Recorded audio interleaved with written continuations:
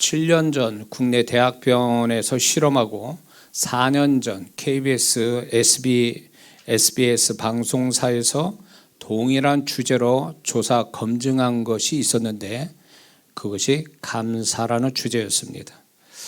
감사는 사람의 뇌와 마음과 육체의 현상을 몇 개월에 걸쳐서 조사 검증한 것을 방영했습니다.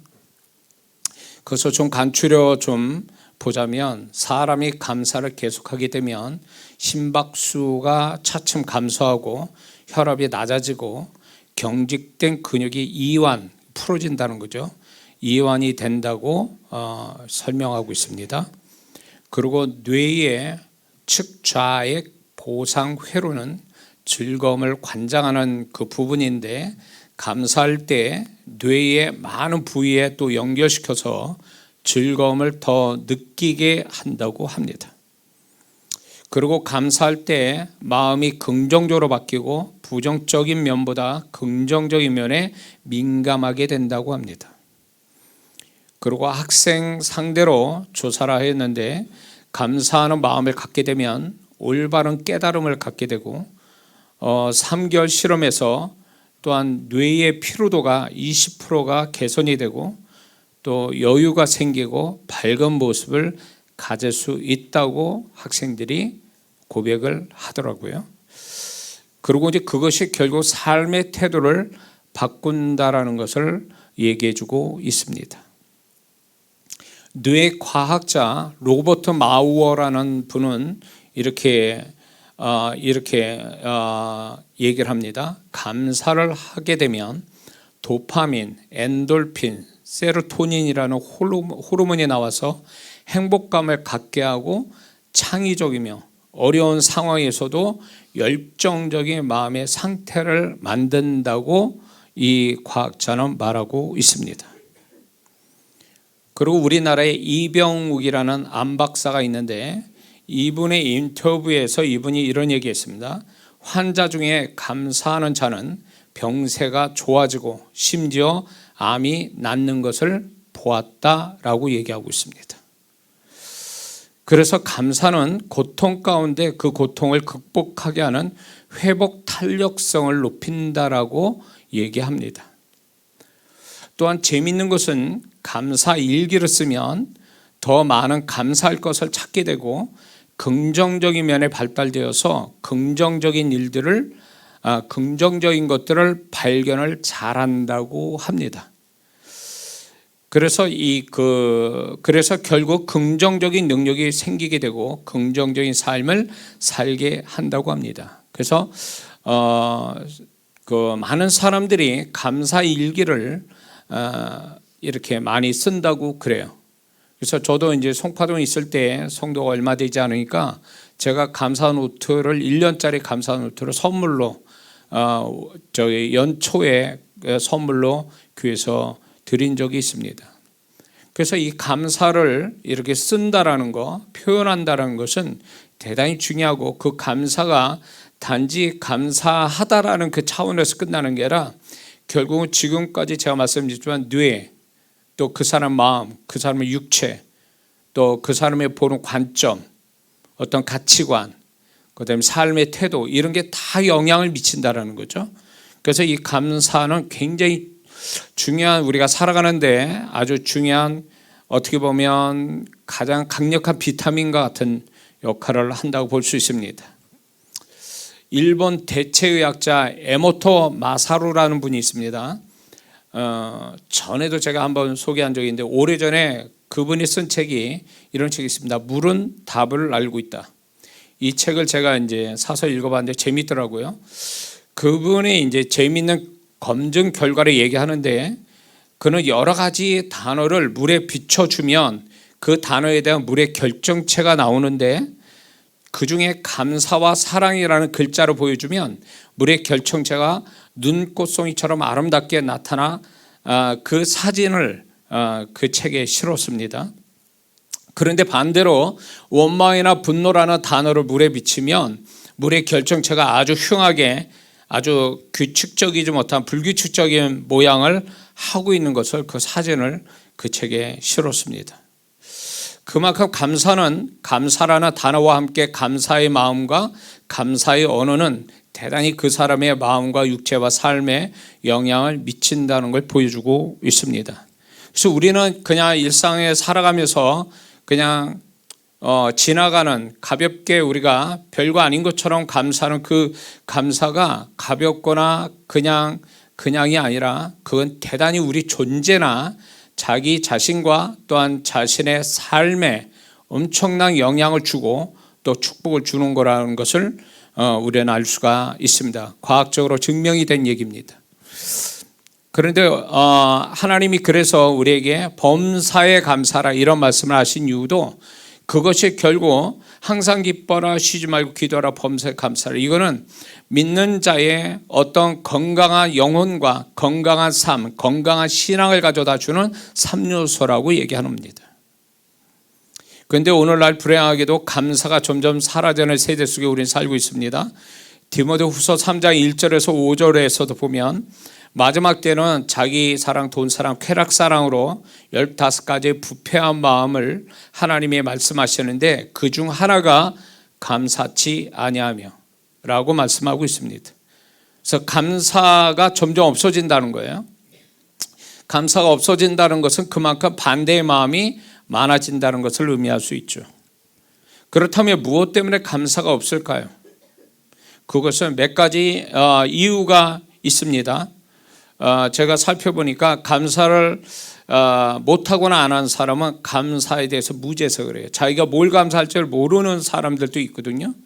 감사에 대해서 무지해서, 그리고 당연히 여기는 마음 때문에 감사가 안 나온다는 거죠. 당연하다, 지금 이런 모든 것들이 다 당연하다, 당연하게 여기는 마음이 감사를 하지 못하게 합니다. 그리고 교만한 사람치고 감사하는 사람 없어요. 그리고 욕심이 많은 사람, 더 뭔가 더 바라고 더 가질 거를 요구하는 그런 어떤 마음을 가진 욕심을 가진 사람은 절대로 감사하지 못합니다. 그러니까 광야 생활했던 이스라엘 백성이 감사가 없는 이유는 그 자체를 하나님 베풀어 준 걸 당연히 여기고 그들은 욕심이 많았고 교만하게, 목이 곧은 교만한 자였기 때문에 감사가 없다고 얘기하고 계시는 거죠. 그리고 감사가 왜 없냐면 기대감이 높아서 감사를 못하는 거예요. 자기 스스로가 기대감을 갖고 있는 거죠. 어떤 기대감이 딱 설정해 놓고 그 기대에 못 미치면 불평하고 원망하고 슬퍼하고 낙심하고, 이런 기대감이 높이 잡고 살아가는 사람치고 감사가 많은 사람은 없다는 얘기예요. 그래서 감사를 하지 못한다는 거죠. 그 기대치가 높은 사람은 오히려 기대에 못 미치면 반대의 마음이 생길 수밖에 없죠. 그래서 감사가 되려면 기대치를 낮춰야 돼요.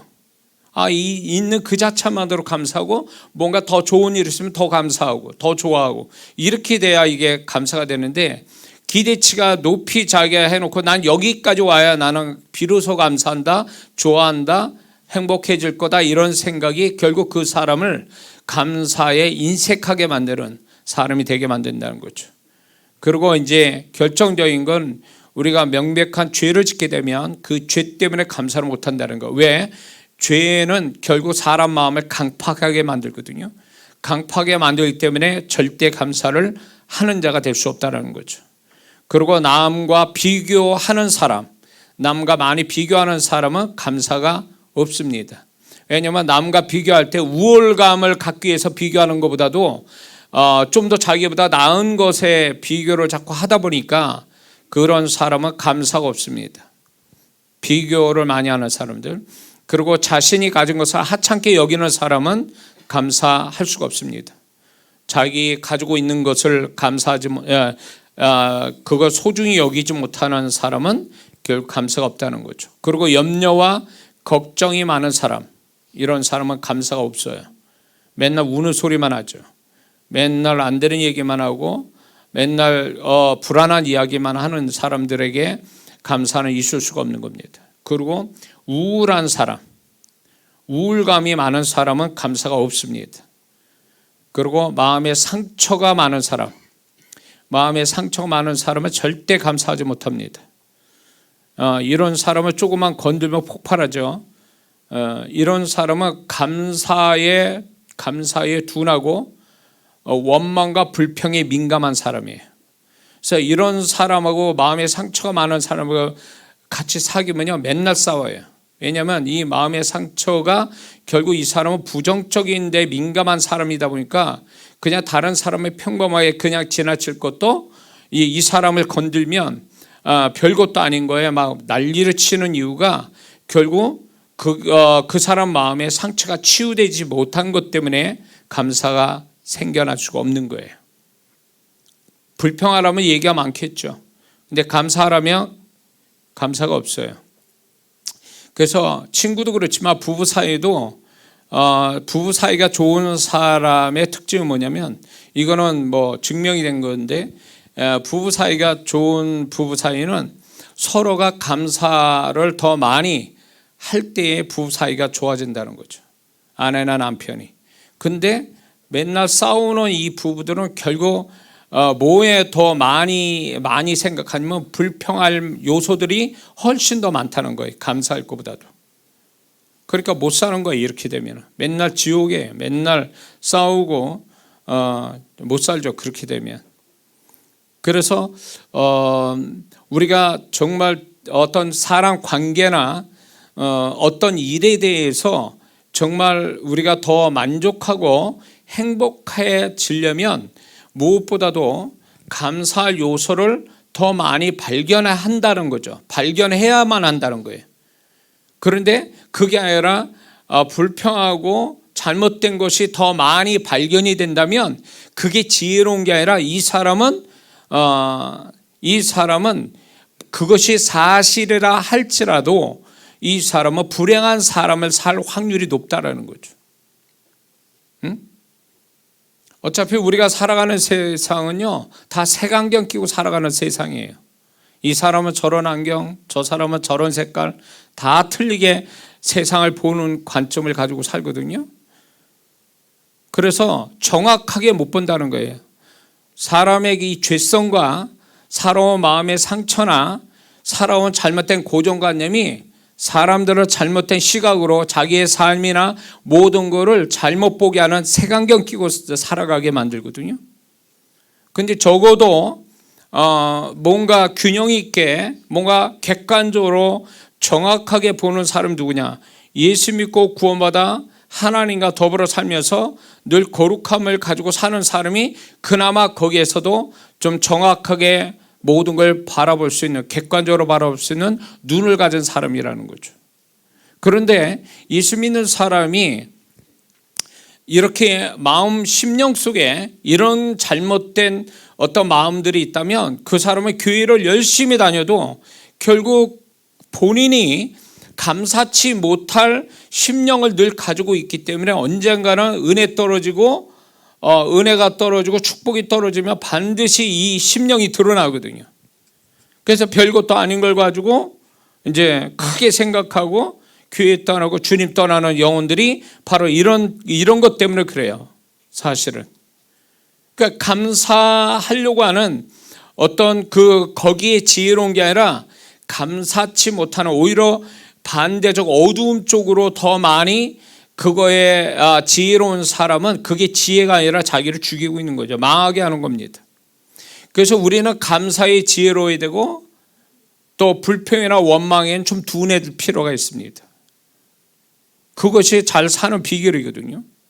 똑같이 보더라도 모든 것은 양면이 있어요. 빛이 있으면 하나님이 빛도 만드시고 어둠도 만드셨잖아요. 그런데 그 모든 것을 어느 쪽으로 보느냐가 중요한 거거든요.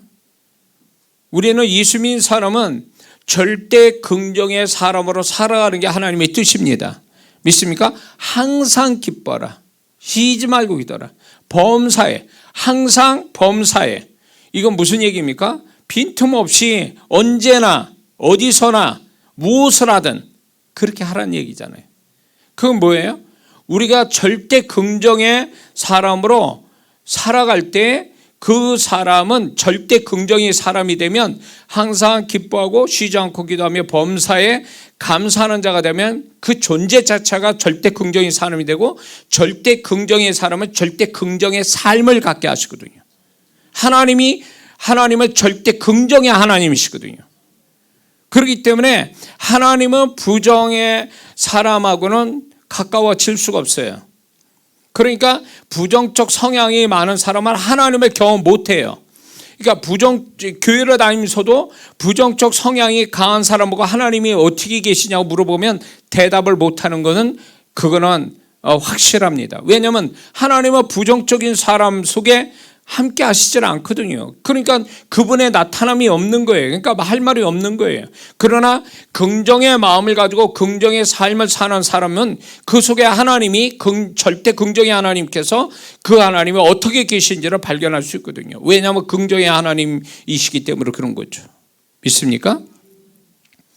예수 믿는 사람은 죽는 그 순간에도 할렐루야 감사하고 찬양하고 죽는 사람들이에요. 예수 믿는 사람이. 이 정도로 긍정적이라는 얘기예요. 왜 또 그렇습니까?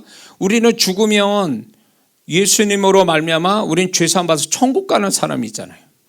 그 천국이 있기 때문에 죽음조차 인간이 가장 두려워하고 가장 인간의 부정적인 아주 최대의 능력이 죽음인데 그 죽음조차도 긍정으로 생각할 수 있는 사람이 예수님 믿는 사람 외에는 없거든요.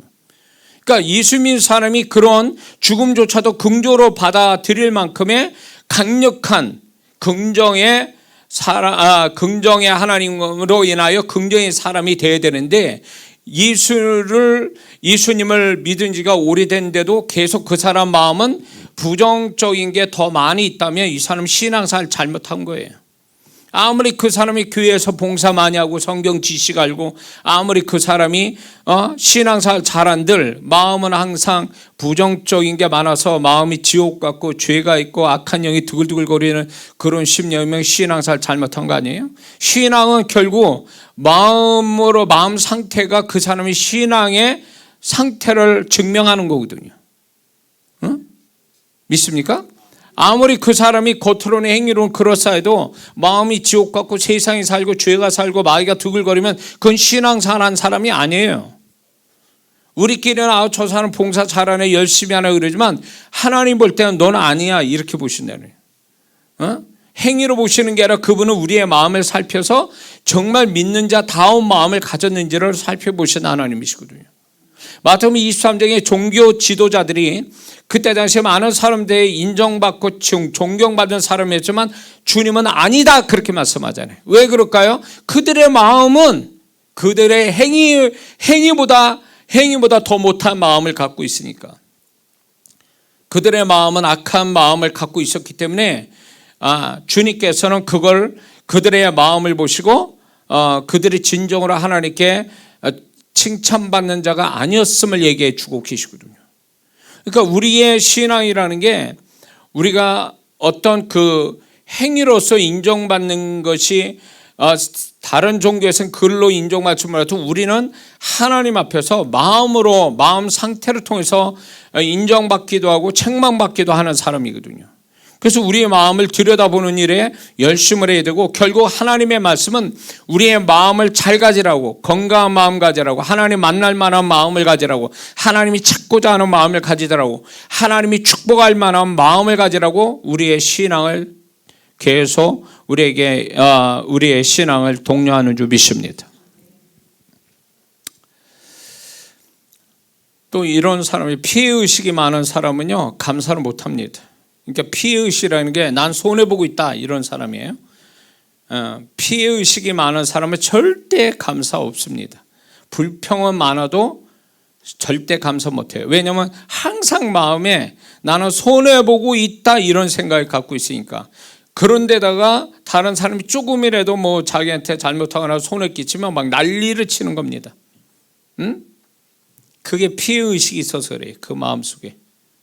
그래서 애굽에서 종살이했던 이스라엘 백성이 광야에서 그렇게 난리를 치는 이유, 조금만 더 참으면 되고 조금만 더 기다리면 되는 거를 못 기다려서 난리를 쳐요. 모세한테. 왜 그럴까요? 애굽에서 온갖 것 다 빼앗기고 억울함을 당한 그런 세월을 보내왔기 때문에 이 이스라엘 백성 내면 안에는 뭐가 있냐면 버려지지 않는 피해의식 같은 게 있는 거예요.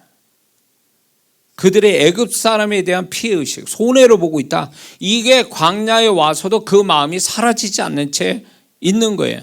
그러니까 하나님이 그렇게 치밀하게 그들을 돕고 계시고 지키고 있음에도 불구하고 그들이 조금 모자르고 조금 불편하고 조금 인내해야 될 부분에 못 견뎌야 하는 것은 피해의식이 발동돼서 그래요. 그래서 원망을 밥 먹듯이 하는 이들이 결국은 그 피해의식으로 원망하고 원망이 그들은 결국은 가나안 땅 못 들어가는 비극을 만들죠. 믿는 자는 세상 사람보다 더욱 감사하는 자가 반드시 되어야 될 줄 믿습니다. 하나님이 그거는 왜냐하면 하나님의 명령이기 때문에 그렇습니다. 골로새서 3장 15절에도 너희는 감사하는 자가 되라 또 이렇게 말씀하고 있습니다.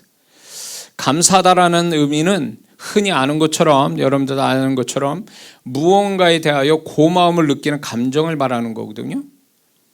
그러므로 감사는 세상적 관점에서뿐만 아니라 그리스도인에게는 감사가 너무나 중요한 단어인 것입니다. 왜냐하면 첫 번째는 믿는 자의 감사의 대상은 사람이나 어떤 상황이나 일이나 결과가 아니라 하나님께 감사하는 것이기 때문에 그렇습니다. 이 부분이 세상 사람과 확실히 차별된 감사입니다. 우리의 모든 감사는 하나님께 감사하는 거예요. 왜? 우리의 모든 감사할 일을 만들어 주신 분은 하나님이시기 때문에 그래요. 그래서 하나님께 감사를 하지 않는 것은 결국 그 하나님 앞에 배은망덕하다고 봐야죠. 하나님의 우리가 감사할 모든 것들은 그분의 손길로 인해서 우리가 감사할 일이 생기는 거지 마귀가 감사할 일을 주겠습니까? 우리의 삶의 머리털까지 다스리신 하나님이 우리의 삶을 지키고 도와주시기 때문에 감사할 일이 생긴단 말이에요. 세상과 마귀는 한패란 말이에요.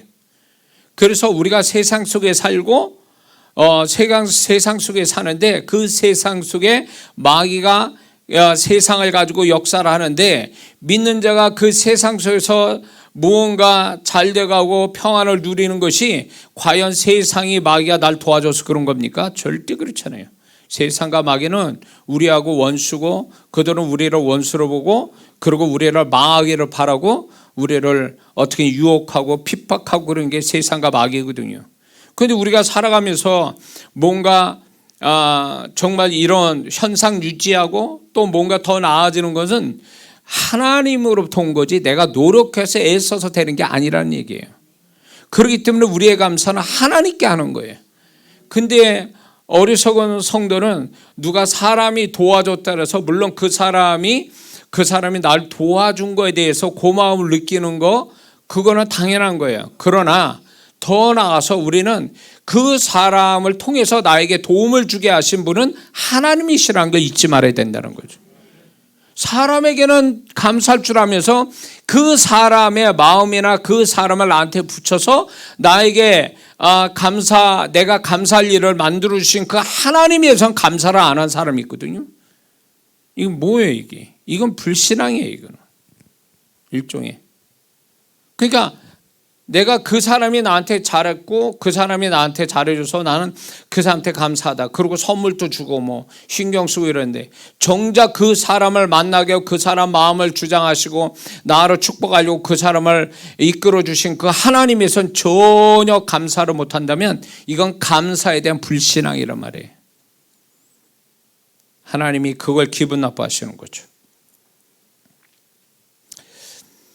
우리가 왜 믿는 자가 감사하냐면 하나님을 향한 감사는 그 성도의 건강한 신앙 증거가 되고 심령 상태, 심령 수준을 나타내는 것이며 또한 감사는 그 성도의 삶의 질을 나타내고 축복을 만드는 기본이 되기 때문에 이 감사는 대단히 중요합니다. 앞서 말한 것처럼 감사가 그 사람의 뇌, 마음, 육체, 삶 이 모든 것에 영향을 미치듯이 믿는 자의 감사는 하나님에 향한 감사는 결국 그 사람의 존재부터서 삶 수준을 얘기하고 그 사람의 모든 것을 외부의 모든 것을 어떤 측정할 수 있는 아주 중요한 단서가 된다라는 거 그렇기 때문에 믿는 자의 감사는 대단히 중요한 어떤 단어보다도 중요한 단어가 된다는 것입니다. 그래서 하나님께 감사는 해두고만 안 해두고만이 아니라 반드시 해야만 한다는 거죠. 그래서 예수 믿는 사람이 점점 신앙이 좋아진다는 얘기는 결국 감사할 일이 더 많아진다는 말하고 같아요. 믿습니까? 신앙이 좋은 사람은 감사할 일이 더 많아져요. 근데 그 수준이 정말 감사해서 감사하는 것도 있지만 감사치 못하는 것까지도 감사하고, 감사하지 않은 건데 지금은 감사할 게 아닌데 미래를 생각하면서 믿음으로 감사하는, 이 정도 수준이 되어갈 때 이 사람이 신앙이 좋다라고 말하는 것입니다. 교회 안에 신앙이 좋다라는 것을 행위를 가지고 신앙 좋다고 말해요. 근데 그게 틀린 건 아니에요. 그러나 그건 일부분에 지나잖아요. 신앙이 좋다는 걸 저 사람이 신앙적인 말을 많이 하는 걸 보고 저 사람 신앙 좋다 이렇게 또 평가도 합니다. 그리고 그 사람이 신앙 좋다는 걸 헌금을 많이 해서 신앙 좋다 이렇게 표현하기도 하고, 그런 것들이 어떤 면에서 보면 지극히 일부분들이거든요. 근데 진짜 신앙이 좋다는 얘기는 하나님을 의식하고 하나님을 의지해서 하나님을 신뢰해서 정말로 감사가 풍성한 그 사람이 진짜 신앙이 좋은 사람이라는 걸 나타내는 거예요. 근데 성경 지식도 있어요. 말도 잘합니다. 봉사도 잘해요. 그런데 그 사람 마음에는 감사가 없습니다. 이건 신앙이 좋다고 말할 수가 없어요. 이건 수박신앙이에요. 다시 말해서 겉다르고 속다른 거예요. 사람들이 칭찬하니까 자기가 신앙 좋은 줄 알지만 진짜 자기 자신만 아는 거예요. 자기 내면에 어떤 마음의 상태를 갖고 있고 정말 감사의 수준이 어디까지 왔나, 감사의 횟수는 얼마나 되고 감사의 내용은 뭐고 감사의 수준은 어디까지 감사하느냐, 이걸로 통해서 그 성도의 신앙 수준을 알아볼 수 있거든요. 그래서 일부의 어떤 성도는 어떤 성경 지식을 알고 능력이 있고 체험이 있고 어떤 행함이 있는 거 가지고 자기가 하나님 앞에 굉장히 귀한 존재로서 인식하는 경향이 있는데, 아니요, 제가 거듭 말씀드리지만 그분은 우리의 마음을 살피신단 말이죠. 우리의 마음이 그분의 보실 때 찾고자 하는 마음이 있고, 더군다나 그 가장 중요한 그 마음 안에서 하나님을 신뢰하고 하나님을 알기에 그 하나님을 향해서 감사하는 그 마음을 갖는 사람이 그 마음에 그 정도의 수준을 가질 때 그 사람의 존재 수준이 거기까지 간다는 걸 우리가 잊지 말아야 될 줄 믿습니다. 감사를 한다는 것은 결국 하나님의 마음, 하나님이 하신 일, 또 하나님의 마음을 아는 자만이 감사할 수 있어요. 왜 그러냐면 하나님이 우리에게 감사할 일을 주실 때 그분이 그냥 어쩌다가 우연히 가다가 돌에 부딪히시 그런 식으로 우리를 감사를 주시는 게 아니거든요. 그분의 모든 감사는 나를 사랑해서 계획적이고 굉장히 치밀하게 그리고 날 사랑해서 또 제가 그 일로 인해서 기뻐하고 감사할 그 모습을 생각하시면서 주시는 일들이거든요. 그러니까 그렇게 정말로 진정으로 하나님께 감사한 자는 그분의 마음을 아는 자만이 그렇게 감사할 수 있다는 거예요.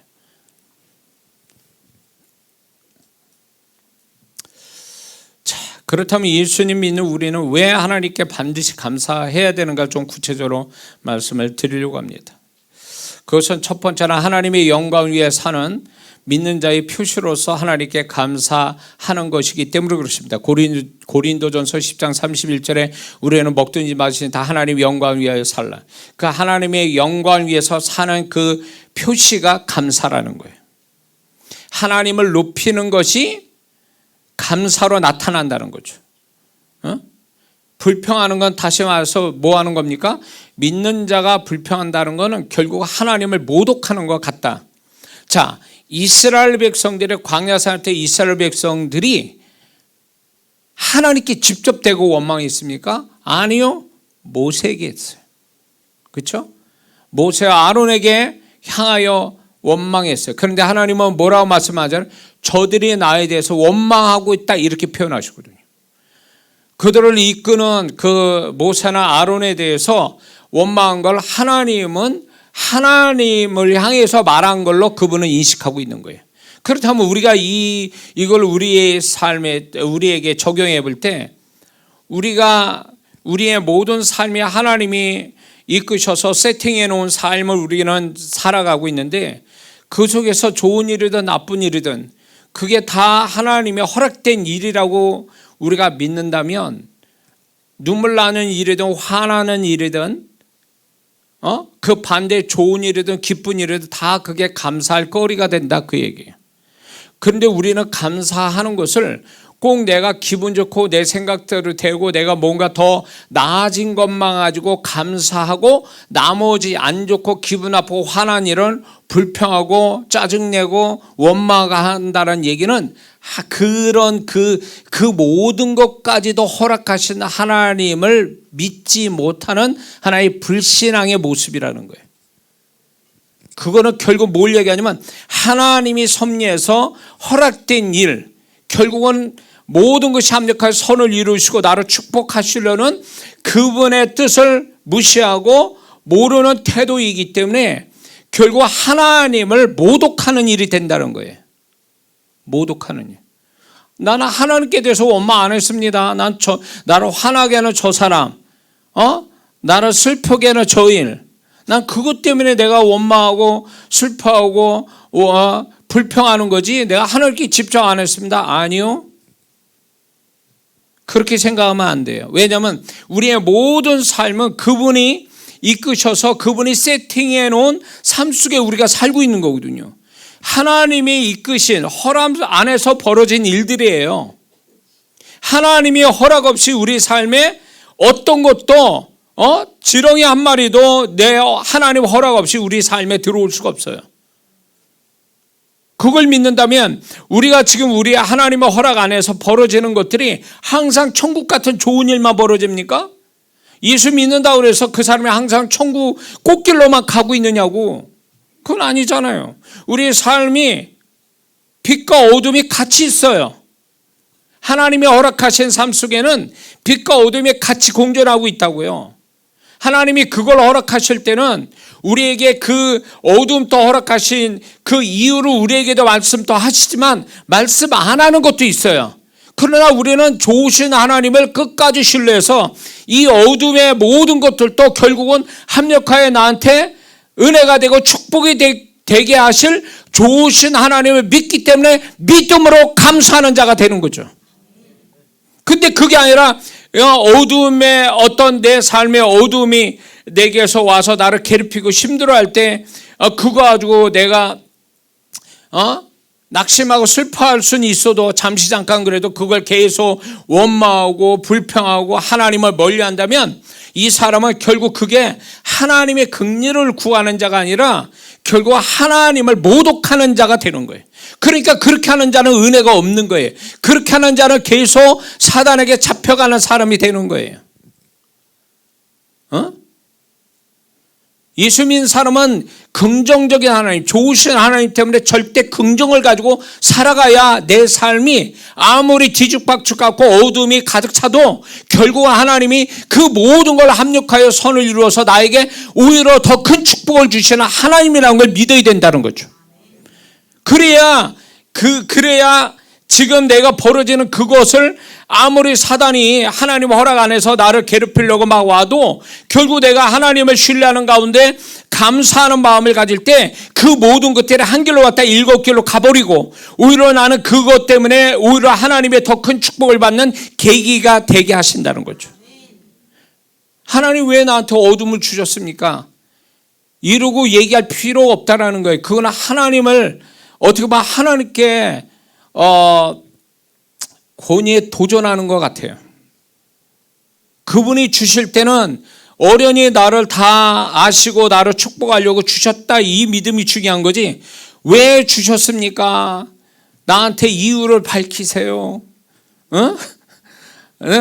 그렇지 않으면 내가 화낼 겁니다. 원망할 겁니다. 이렇게 신앙생활하면 큰일 난다는 거죠. 그렇게 그러면 그거는 하나님에 대해서 미주알 꼬야 모든 걸 나한테 보고하고 허락받아서 해야 되는 거야? 내가 지금부터 네가 좀 어려운 일을 다 할 건데 원망하지 마. 내가 왜 그렇게 하냐면 그러면서 다 그걸 설명해 줘야 되는 거예요? 하나님이 그럴 의무가 있습니까? 우리한테? 그거는 월권행위 하는 거예요. 하나님이 예수 그리스도까지 주신 그 하나님이면 그 한 가지 사실만 가지고도 우리는 하나님을 절대적으로 믿어야 되는 거예요. 절대적으로 그분이 좋으신 분, 나를 위해서 예수님까지 주신 그분, 그렇기 때문에 나는 그분을 죽는 그 순간까지도 우리는 그분을 신뢰하고 그분을 찬양할 수 있는 그런 신앙을 가진 자가 그 자가 하나님을 기쁘시게 하는 거죠. 누군가가 그 얘기를 했습니다. 그 오래전에 신앙 위인이 이런 얘기했어요. 예수님이 칼을 들고 나를 죽이러 온다 할지라도 나는 그 칼에 내 몸을 던질 것이다. 이렇게 얘기해요. 그분이 날 살리러 오는 게 아니라 나를 죽이려고 온다 해도 나는 그분의 칼 끝에 내 몸을 던질 거다. 굉장한 신앙이죠. 우리가 자칫 잘못하면 이런 게 있습니다. 하나님, 내가 신앙생활 잘하고 교회생활 잘하니까 모든 게 좋은 일만 일어나게 해주세요. 어쩌면 이런 사고방식으로 신앙생활 하는 사람이 있어요. 그래가지고 내 삶에 나는 교회생활 열심히 하는데 안 좋은 일, 눈물 나는 일 있으면 신앙생활라도 소용없네? 하나님이 하나 안 도와주시네? 내 삶에 이렇게 어려움이 있는 것도 안 막아주시네?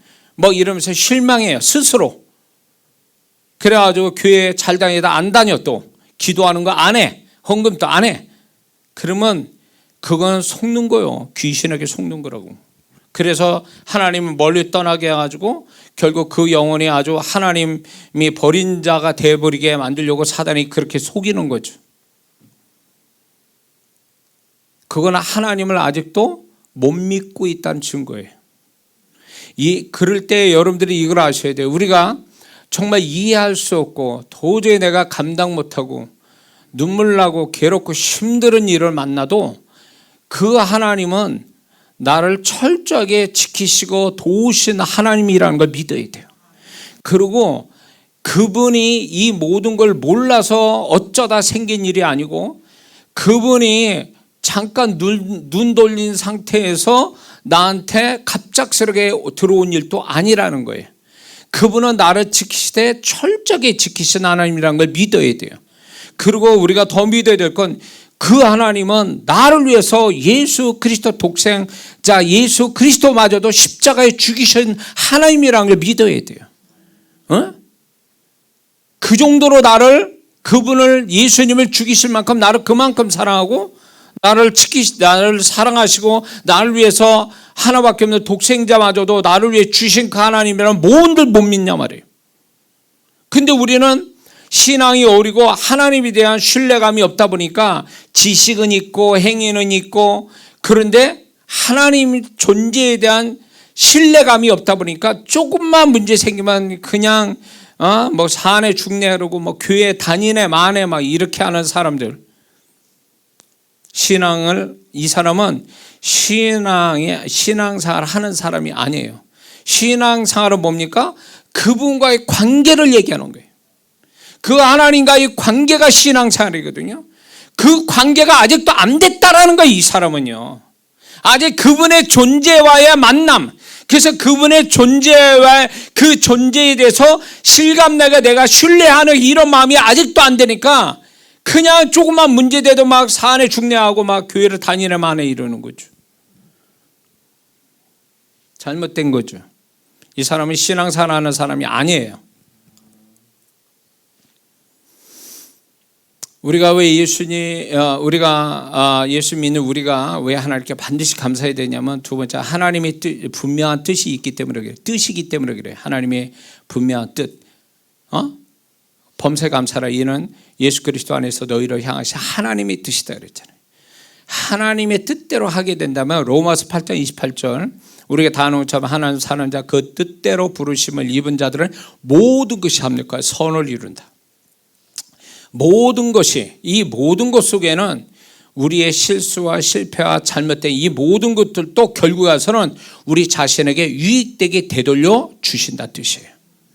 뭐냐면 그분의 뜻대로 한다면. 그러니 우리가 범사에 감사한다는 게 이게 쉬운 일입니까? 골라서 감사는 할 수 있어요. 그러나 범사에 감사는 안 돼요. 범사라는 이 단어가 이 원어상으로도 뭐냐면 모든 일이 뭐예요? 좋은 일이든 나쁜 일이든 이걸 얘기하는 거예요.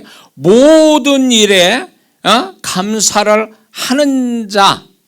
그리고 이 범사라는 이 단어는 또 하나의 뜻이 있는데 뭐냐면 평범한 일상에 이런 뜻이에요. 그러니까 모든 것에 평범한 일상 속에 이 모든 것이 하나님께 다 감사해야 된다고 명령을 하고 계시는 거예요.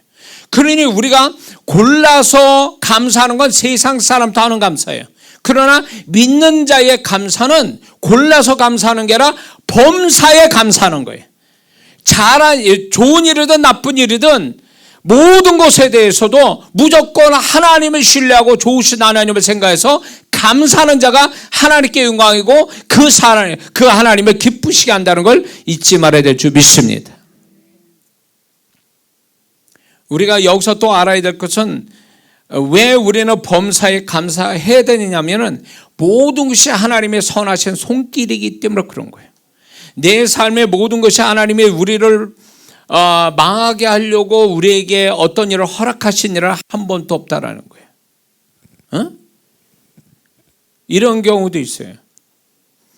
어떤 사람이 자기가 실수했어요. 잘못했어요. 그럼에도 불구하고 그가 하나님 앞에 바로 서기 위해서 고백하고 정직하고 그렇게 하니까 그 사람의 실수가 나중에는 그의 잘못됨이 오히려 그것 때문에 오히려 그 사람이 더 하나님이 세우는 자가 되고 그것이 그 사람에게 성공으로 가는 어떤 발판 역할을 해주는 이런 하나님의 역사가 있더라 그 얘기예요. 그러니까 하나님 앞에 우리가 골라서 감사하는 건 이건 진정 그리스도인이 가져야 할 감사는 아니라는 걸 여기서 말씀하는 거예요. 범사의 감사라. 그냥 감사도 될 거를 왜 그 앞에다 범사라는 단어를 써서 우리에게 감사를 요구하냐면 내가 너에게 모든 거 허락된 것들은 내 선하신 뜻이 있기 때문이다.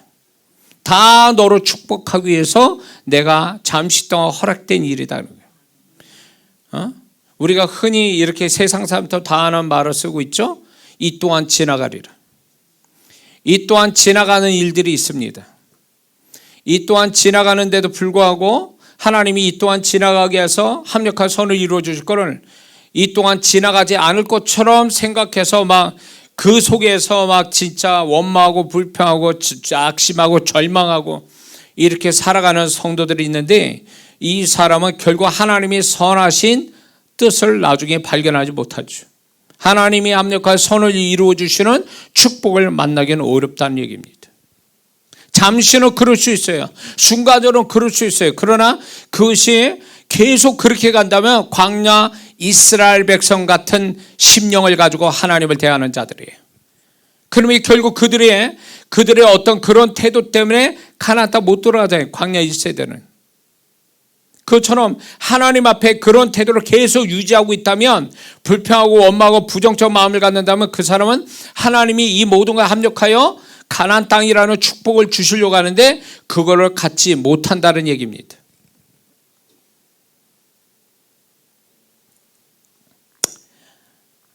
그리고 우리가 왜 감사를 해야 되냐면 감사가 하나님을 높이는 것이기 때문에 그렇습니다. 지금 우리가 시편 50편 23절에 감사로 제사를 드린 자는 하나님을 영화롭게 한다는데 이거와 관계된 말씀이 잠언서 4장 8절 그를 높이라 그리하면 그가 너를 높이리라. 하나님을 높이면 하나님이 그 사람을 높이신다는 거예요. 하나님을 높이면. 그렇기 때문에 감사는 하나님을 높이는 거예요. 그런데 감사를 안 한다는 거 거꾸로 말하면 감사할 일인데도 감사 안 한다? 하나님을 모독하는 거예요. 그래서 감사가 풍성한 자가 부자예요. 그런 자가 결국 하나님께 축복을 많이 받을 것을 가지고 있는 사람과 같거든요.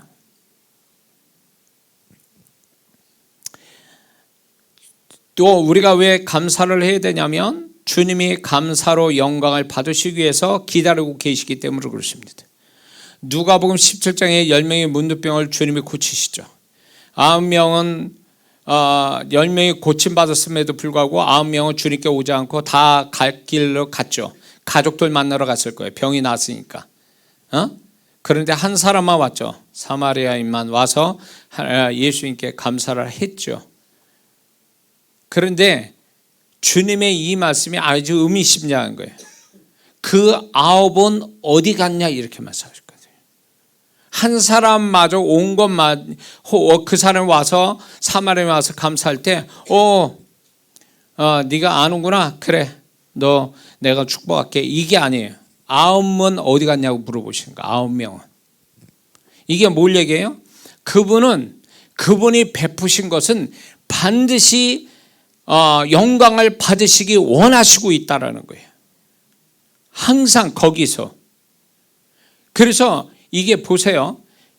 이 사마리아인을 누가복음 17장에 한 명의 고침받은 문둥병 사마리아인 문둥병자는 그 즉시로 온 거예요.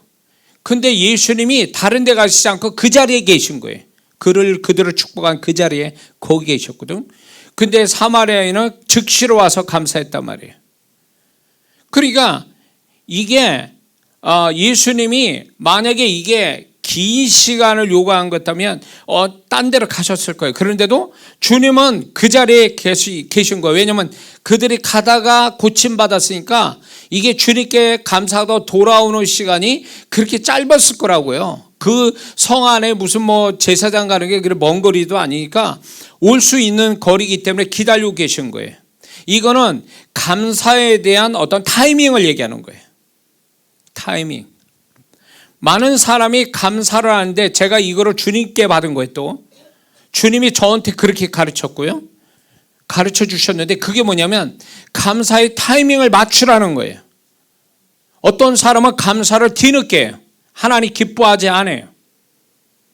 왜냐하면 그분은 그 감사를 받으시기 위해서 기다리고 계셨는데 그분이 무한정으로 기다리신 분이 아니거든요.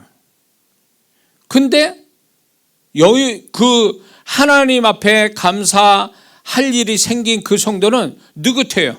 사람들하고 좋아라고 자랑하고 어쩌고 저쩌고 이렇게 하면서 하나님께 감사는 한참 뒤에 가서요. 제가 왜 이걸 하냐면 우리 성도들, 과거의 성도들, 그 다음에 제가 집회 가운데 하나님이 기적을 주신 사람들, 이런 사람에 대해서 그분이 주님이 어떤 마음을 가진지 저를 통해서 나타내 주셨거든요. 기뻐하지 않으세요. 분명 이 사람이 정확한 타이밍에 감사했으면 주님이 또 기뻐할 일을 내 마음 안에서 그분이 기뻐하시면서 그 다음 기뻐할 일을 축복으로 주실 텐데 안 주시는 거예요. 기뻐하시지도 않으세요. 여러분들 그걸 모를걸요? 그러니까 왜 그러냐면 주님은 알고 계셔요. 얘가 기적을 내 은혜를 입은 다음에 그 다음에 여기까지 오는 시간이 뭘 거쳐서 왔고 얼마나 걸려서 왔는지를 그분이 이미 알고 계신 거예요. 너는 내가 너에게 1순위로 너를 생각하고 너를 축복하는데 너는 내가 1순위가 아니라 3순위, 4순위냐? 네 할 일 다 하고 자랑할 거 다 하고 기뻐할 거 다 하고 그러고 있다가 기억이 나서 지금 와서 나한테 감사하는 거야? 내가 마지막 설거지 용으로 심하게 말하면 네가 그런 식으로 나한테 감사하네? 하나님은 뒤늦게 하는 감사에 기뻐하지 않아요. 네가 나를 1순위가 아니었구나 알아보시는 거죠. 그러니까 주님은 저한테 그분이 이렇게 그분이 이제 저에게 이제 감사할 일을 주실 때 그 즉시로 마음과 입술의 고백을 받기 원하시고 그것으로 또 제가 감동해서 그분께 예물을 또 드리고 또 어떤 행위를 또 그분이 기뻐할 행위도 이렇게 갔지만 그게 이렇게 시간이 딜레이 돼가 하는 거를 그분이 기뻐하지 않는 거를 저한테 분명히 말씀하셨거든요. 정확하게 해라. 내가 기다린다. 정확한 시간에. 응? 근데 많은 성도들은 이걸 모르니까, 그분의 마음을 모르니까 지 멋대로 해. 지가 시간 정해놓고 한참 지났는데 기억 나가지고 그때야 사오고. 이미 때는 늦은 거예요. 감사의 축복받기 이미 틀린 거예요. 감사라 하나님의 영광 또 못 돌리는 거예요. 하나님이 오히려 불쾌하게 여기시는 거예요. 여러분들 그거 하셔야 돼요. 그것뿐만 아니라 감사하지 않으면 감사하는 것이 사라지기 때문에 감사를 해야 돼요. 원래 상태로 돌아간다는 거예요. 누가복음 17장에 10명의 문둥병 9명에 대해서 주님은 이렇게 그 사마리아인한테 얘기하죠. 네 믿음이 너를 구원했다. 이렇게 선포를 하시죠. 이미 구원받은 자에게 무슨 구원받았다고 또 설명을 하십니까? 이 얘기에서 그분의 마음이 뭐가 있냐면 9명은 다시 원상태로 돌아왔다는 거 얘기해요. 왜 이거를 제가 확신해가지고 얘기하냐면, 제가 집회에서 많은 영혼들에게 하나님의 은혜와 축복을 받은 자들이 원상태로 다시 돌아오는 걸 자주 봤기 때문에 그래요. 감사하지 않아요. 그러니까 결국은 원래 상태로 돌아가 버리더라고요. 그래서 제가 이 사건에 대해서 이해하는 이유가 여기 있어요. 감사는 그래서 해두고만 안 해두고만이 아니에요. 반드시 해야 되는 거예요. 하나님이 그걸 기다리고 원하고 계시기 때문에 그래요. 그리고 감사할 때 사단이 감사하는 그 부분에 역사하는 것을 하나님이 막아주시기 때문에 반드시 감사해야 돼요. 감사를 하면 그 감사의 내용을 그분이 지키신다는 거예요. 근데 감사를 안 하잖아요. 임자 없는 물건과 같아요. 그래서 사단이 그 감사하지 않는 것에 대해서 와서 장난질을 해버린다고요. 그러면 어쩔 수가 없는 거예요. 그래서 이런 거 여러분들 아십니까? 하나님이 해주신 일에 감사한 일이 생겼어요. 근데 나중에 가보니까 오히려 그게 잘못되어 버렸어요. 그리고 그게 더 문제가 되고 나중에 불행을 만나는 이런 경우가 있을 수 있어요. 그게 왜 그런 줄 아세요? 하나님께 명백하게 하나님의 원하는 때에 감사를 하지 않으니까 사단이 치고 돌아서 뒤집어 버린 거야. 엎어버린 거예요. 그 사람은 이런 생각하죠. 나는 하나님께 이거 하나님이 해 주셨는데 왜 내가 이것 때문에 어려움 당하고 시험을 당하고 힘들어지고 왜 문제가 생기지? 하나님이 해 주셨는데 그 원인이 있다니까요. 감사를 놓쳤어. 감사하지 않아. 그러니까 하나님이 도장 찍어줘야 되는데 그분의 도장이 없는 거예요. 그러니까 임자가 없는 물건이 된 거예요. 그러니까 사단이 얼마든지 다시 뒤집을 확률은 얼마든지 있는 거예요. 없는 얘기 하는 게 아닙니다. 저는 이거를 제가 많이 제가 직접 목격했고 또 주님께서 이거를 계시해 주셨기 때문에 제가 이걸 말씀드리는 겁니다. 왜 우리가 또 감사해야 되냐면 더 큰 축복, 더 많은 감사가 이어지기 때문에 감사를 해야 돼요. 감사는 하나님이 감사하는 자에게 더 감사할 일을 이어져 가게 하는데 감사를 안 하잖아요. 그러면 딱 끊어져요. 그래서 그 다음이 연결이 안 돼요. 그래서 감사에 인색한 사람, 하나님께 뭘 감사할지 모르는 사람은 절대로 하나님이 계획하신 감사한 일은 생기지 않습니다. 심은 대로 거두는 거예요. 감사는 하나님께 속한 단어고 언어이기 때문에 성령께서 천사가 또 역사를 합니다. 그래서 감사하는 자에게 더 감사할 일이 생기도록 이끌어 가시거든요. 근데 감사를 안 해버리면 이거는 그 다음 축복. 그래서 왜 축복이 단회적으로 오는가? 한 번만 오고 왜 사라지는가?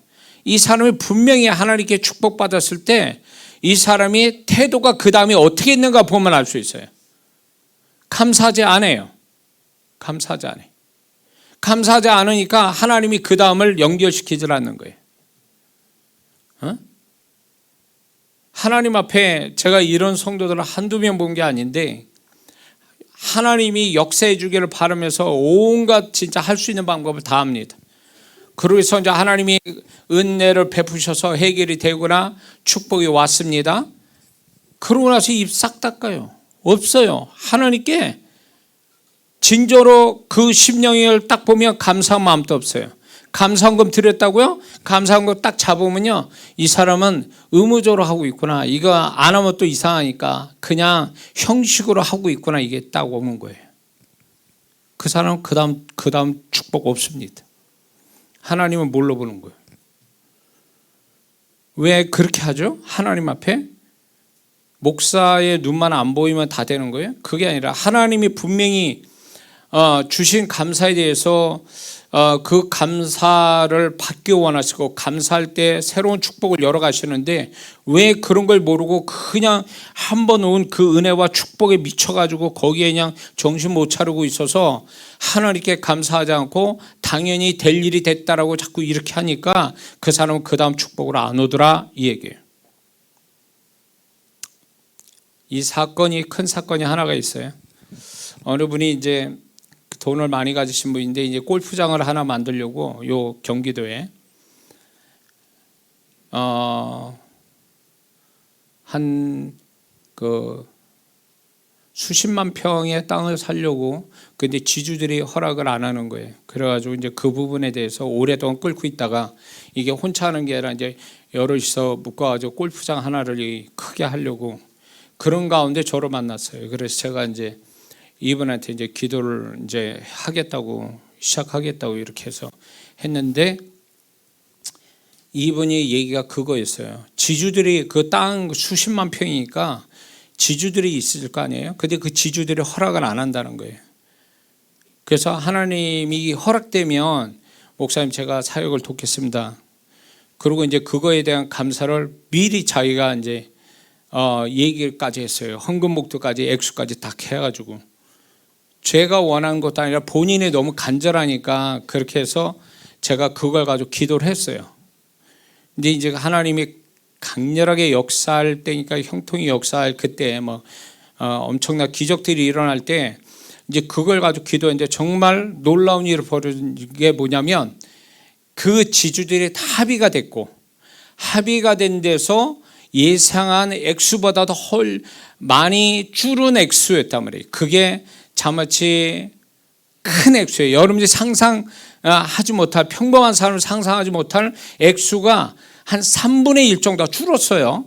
3분의 1이 그게 줄은 상태에서 이제 그게 결정이 났단 말이에요. 그런데 그러면 이분이 이제 해야 될 거 아니에요. 자기가 하나님께 받은 은혜가 있으니까 안 나타나는 거예요.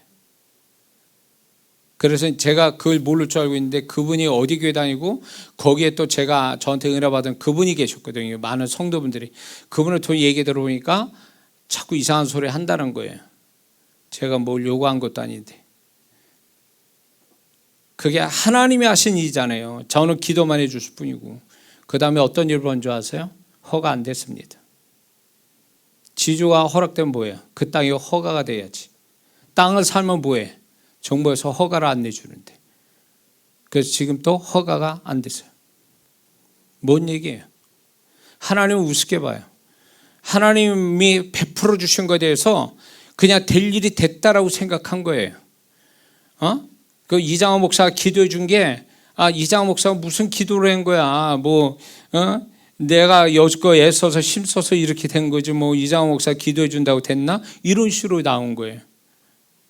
그게 하나님이 하신 일인데, 결국 그런 태도 때문에 결국 그분은 그게 골프장 안 됐습니다. 참 이게 문제가 됩니다. 결국 하나님이 기뻐 받으실 그 감사를 했으면 더 좋은 일이 생겼을 텐데, 그러지 않는 그 부분에 대해서 하나님이 결국은 하나님이 그렇게 축복이 이어가지 못하겠다는 거죠. 그러므로 여러분들이 감사할 일이 있잖아요. 그러면 어떻게 식으로 하나님께 감사를 표현하는 게 대단히 중요합니다. 마음도 그래야 되지만 하나님께서 제가 그 마음을 가지고 있었는데도 불구하고 그분은 네 마음은 내가 이미 안다. 그러나 너는 그거를 표현해야 된다. 드러내야 된다. 이렇게 말씀하셨어요. 믿는 자들은 세상 사람이 할 수 없는 감사를 할 수 있는데 그것은 미래에 되어질 것을 바라고 믿고 미래에 하나님께 감사하는 태도입니다. 이건 대단히 중요합니다. 믿음으로 미리 감사할 때 히브리서 11장 1절의 말씀처럼 내가 바라는 것들의 실상을 하나님이 가져다 주십니다. 그래서 예수 믿는 사람만이 할 수 있어요. 미리 감사하는 것. 그럴 때 하나님이 그 감사가 실상이 되게 하신다는 거죠.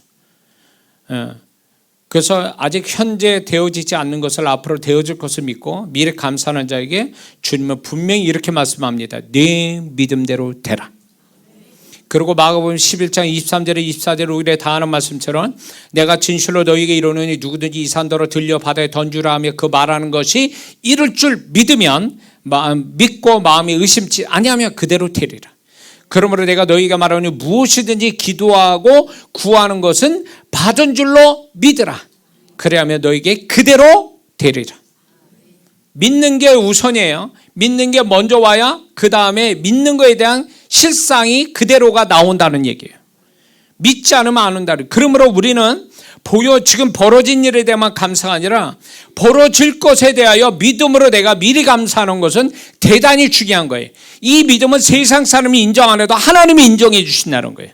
그래서 우리가 이런 믿음까지 가는 것이 대단히 중요할 줄 믿습니다. 그리고 감사는 아까도 얘기했지만 마음으로 느끼는 것도 좋지만 표현하는 것이 하나님 앞에서 확실한 증거가 된다는 거죠. 하나님은 감사를 어떤 식으로 표현하기를 바라십니다. 그래서 감사라는 단어에 이 감사가 한자잖아요. 근데 이 한자로 좀 풀어보면 느낄 감, 그 다음에 갚을 사자예요. 다시 말해서 갚을 것을 느낀다는 뜻이에요. 그러므로 우리는 감사할 때 하나님 이거 해주셔서 감사합니다. 어떤 결론을 가지고 얘기하잖아요. 근데 참 의미심장한 게 이 감사의 한자 단어를 보면은 갚을 거를 느낀다라는 거예요. 이게 진정한 감사라는 거예요. 이게 성경적인 감사예요. 하나님 나한테 이렇게 주셨으니 제가 이 은혜를 제가 보답하겠습니다. 이런 태도가 진정한 감사의 태도라는 거예요. 히스기야 왕이 하나님 앞에 자신에게 주신 기적을 정말로 축복을 보답할 줄 알았다면 히스기야의 후반적 인생은 굉장히 좋았을 거예요. 그런데 하나님은 그가 교만하여 은혜에 보답하지 않음으로 인해서 하나님의 은혜가 축복이 끊어져 버렸죠. 하나님 앞에 감사할 일이 있으면 갚을 거를 느껴야 진정한 감사하는 자가 되는 거예요. 근데 계속 감사할 일만 주세요 이렇게 감사의 거지가 되는 거지. 감사할 것만 달라는 게 아니라 하나님께 감사할 일을 받았으면 또 보답에 조그맣게 자기가 할 수 있는 대로 보답에 드려야 또 그 다음에 감사하고 주거니 받거니 이러면서 이 사람의 감사는 더 풍성해져 간다는 걸 잊지 말아야 될 줄 믿습니다. 하나님께 입술로 물질로 시간으로 몸으로 감사를 표현할 때 사람은 몰라도 하나님은 알아주시고 그 감사의 능력과 축복을 더하여 주시는 것입니다. 이 일화를 하나를 얘기하고 마치겠습니다. 싱가포르 사업가 스탠리 텐이라는 분이 있습니다. 그분이 1976년 척추암 3기로 약도 수술도 안 된다고 의사가 시한부 인생을 선언했습니다. 그런데 그는 그때부터 하나님께 원망 대신 또 살려달라는 기도 대신 그런 감사 기도만 했다는 거예요. 모든 것이 감사하고 질병도 고통도 감사하고 이러다가 죽는다 해도 죽음조차도 감사하다고. 그러면서 그 사람이 계속 감사 기도만 했다는 거예요. 하나님 앞에 감사 기도인데 그 몇 달 뒤에 놀라운 기적이 일어났는데 그 사람에게 암세포가 사라졌다고 합니다. 이게 감사 기도의 어떤 능력이죠. 하나님은 이 사람이 감사 기도를 했다라는 그 배경이 뭐냐면 결국 하나님에 대한 좋으신 하나님, 모든 걸 다 주신, 좋은 것도 나쁜 것도 다 이거를 나를 위해서 주셨다라고 하는 좋으신 하나님에 대한 끝없는 신뢰가 이런 감사를 만든 거거든요. 이런 감사 기도가 기적을 만든 거죠.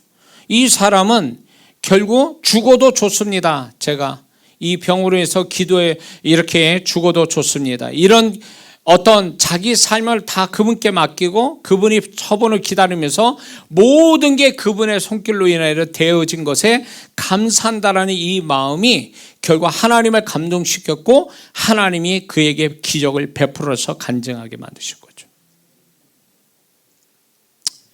우리 주오심 성도 우리 등록된 주오심 성도들 뿐만 유튜브 성도분들 이 추수감사절을 통해서 우리 모두가 하나님께 더욱 감사하는 자가 돼서 하나님 앞에서 더욱 축복된 존재요 또 신앙이요 삶을 살기를 주의 이름으로 축원합니다.